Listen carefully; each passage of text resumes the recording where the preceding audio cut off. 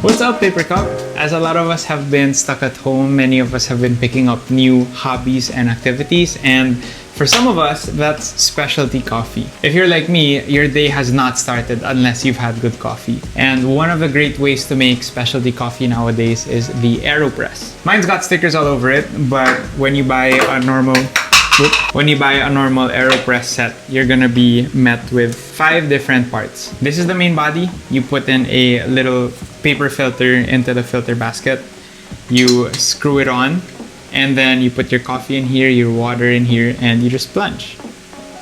So ideally, you press it onto a cup. As I teach you what I've learned on the internet over the past few months, I want to start with the #1 tip, which is get good coffee. The quality of the beans you get will make up like 50% of how good your coffee will be. If you start with bad beans, roasted too dark, or they're like too old, you can use the best technique in the world and still not get a good cup at the end. So before we get to the AeroPress, we gotta start grinding the beans.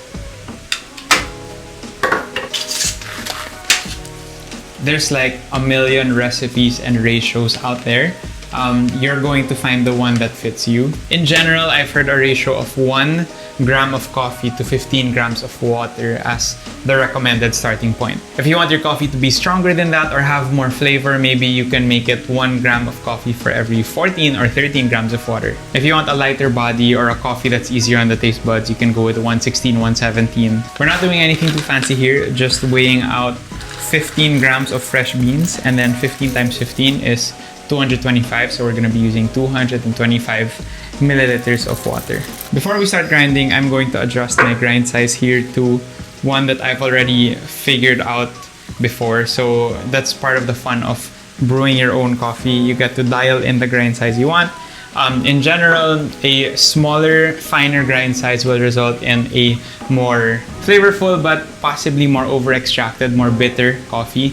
And then if you grind too coarse naman on the other end, you could end up with an under-extracted, possibly sour, or kulang sa flavor kind of coffee. So you kind of want to be right in the middle. The AeroPress is a brewing device that is generally forgiving. Start where you think is good, something like around the size of table salt, or between table salt and Himalayan pink salt, rock salt kind of size.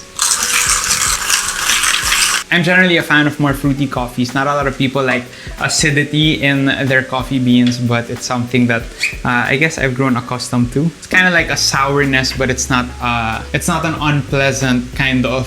Ugh. If you want to be extra maarte, you can get your hot water and preheat the AeroPress in the inverted position. That way the coffee doesn't cool down too much while you're brewing it. But then again, the AeroPress, being an immersion method, is quite forgiving compared to pour-over methods like V60 or Kalita. So even if you get your grind size wrong, even if you get the timing wrong, even if you get the dose wrong, the AeroPress will usually still taste pretty good. At this point, these kind of fine adjustments just make you a coffee snob, I guess. Now that the paper filter in the filter basket is also wet and it now sticks to the filter basket, and I've also emptied out the AeroPress of the hot water, now I can put the coffee grounds. Once you've got the AeroPress and the coffee on the scale, all you do is pour some water.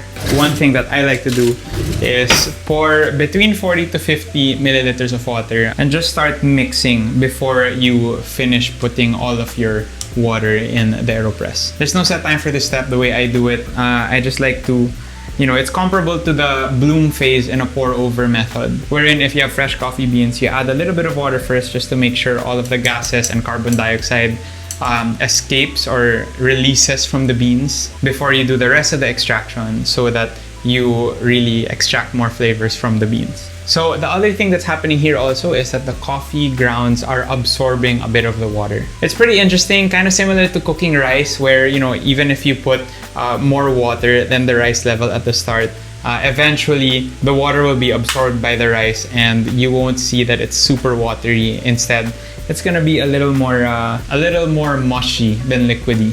For some reason, it's not all kaartehan for me. I don't know the exact science, but letting the gases release and letting the coffee grounds absorb some of the water first, for me personally, results in a more flavorful, a more clear, and usually a fruitier cup. Now we can pour the rest of the water, fill it all the way to 255 grams or ml. Hope you guys have been doing well in this pandemic. One of the things that I've learned about holding up in the midst of hard times is having a routine, like a coffee making morning routine or some sort of habit that just grounds you and centers your focus. So this is really therapeutic for me. I love making coffee. Once we're at the top, we start our timer.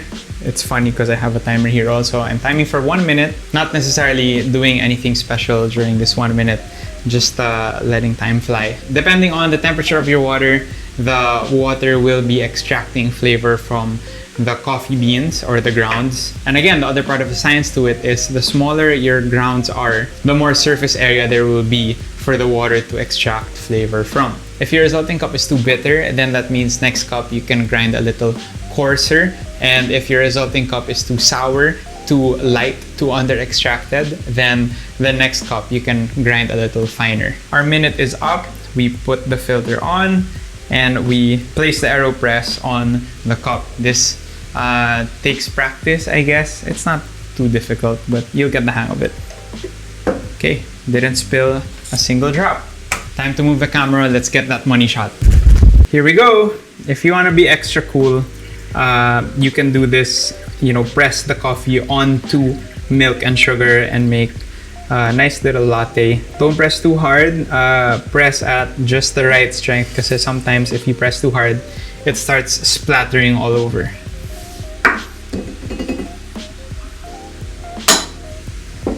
Pretty solid cup. Still a tiny bit too bitter. Because coffee in general is bitter, but then the bad bitterness in coffee is the one that goes on your tongue.